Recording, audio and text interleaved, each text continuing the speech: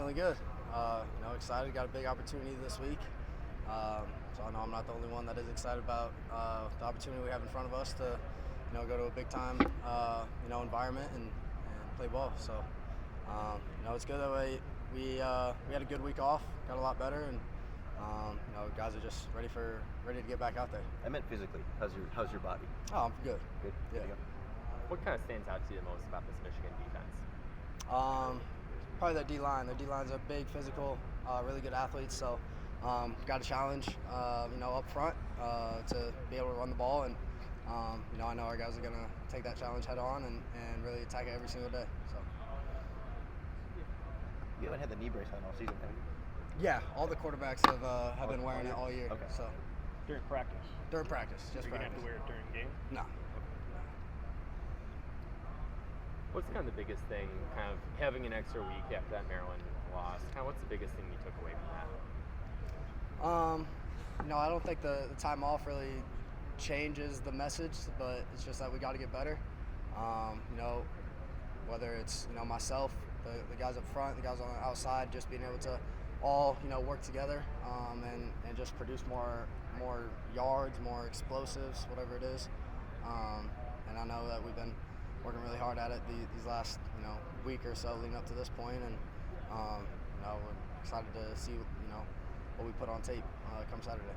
Coach Fickle talked about the positives of the creativity of this offense, but also the need to play better within structure. How do you guys do that, and maybe what's been lacking in the execution there that you guys can improve? I don't think it's a secret that big negatives have been what's killed us.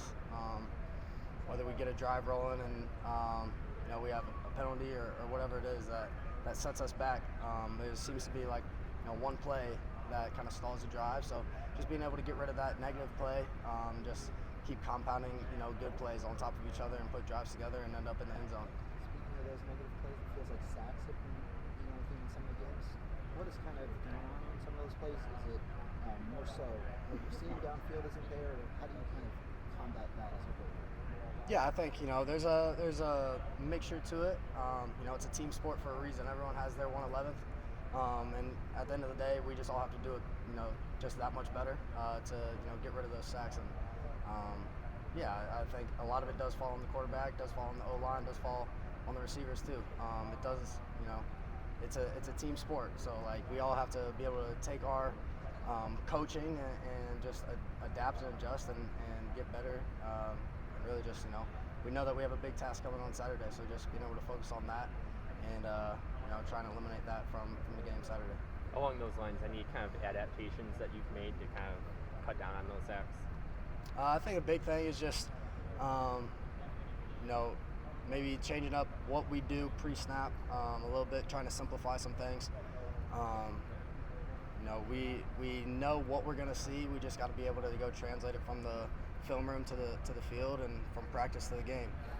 So there's just a lot that, we have a lot of guys kind of moving around up front so far these first few weeks, but just being able to get everyone comfortable next to each other, I think that's going to be, a big help, and we've been able to do that these last few weeks, or this last week. You had to play significant snaps in 2 weeks where Billy took a lot of the reps in practice. Right. Now you've kind of, gotten used to that, but how was these last 2 weeks? Did you kind of be able to get more reps with the ones, or how did that kind of go as Billy started?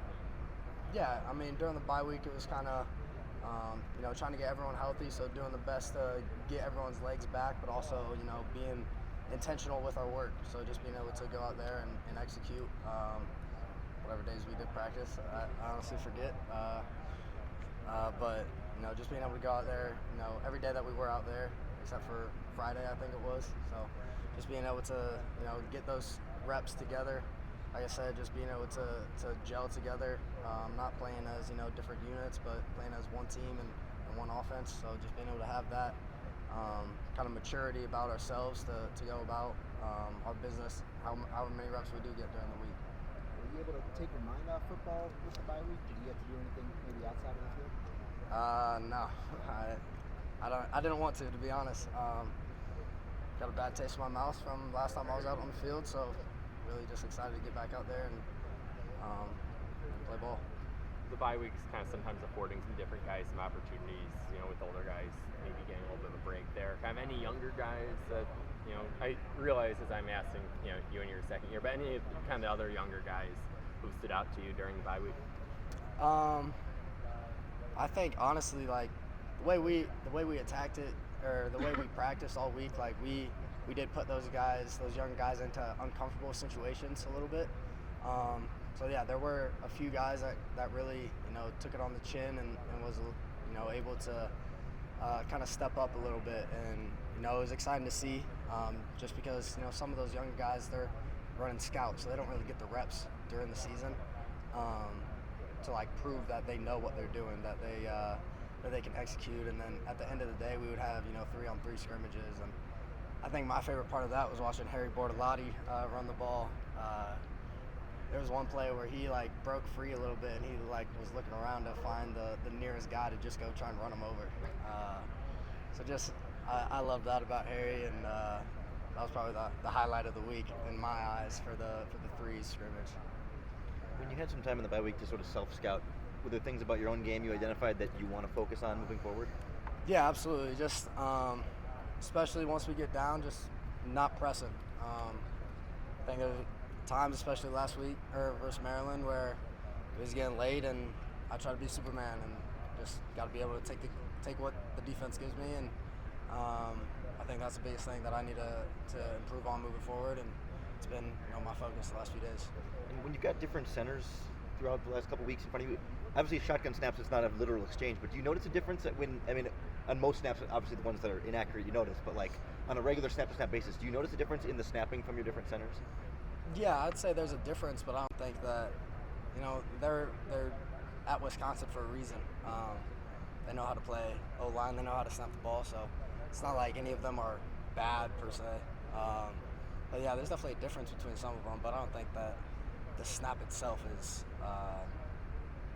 causing a major issue. You don't have to adjust or think about it differently if a different center's in the game. It's still going to get you. Yeah. Coach Vogel's talked a lot about culture and how the culture of this team is still really good.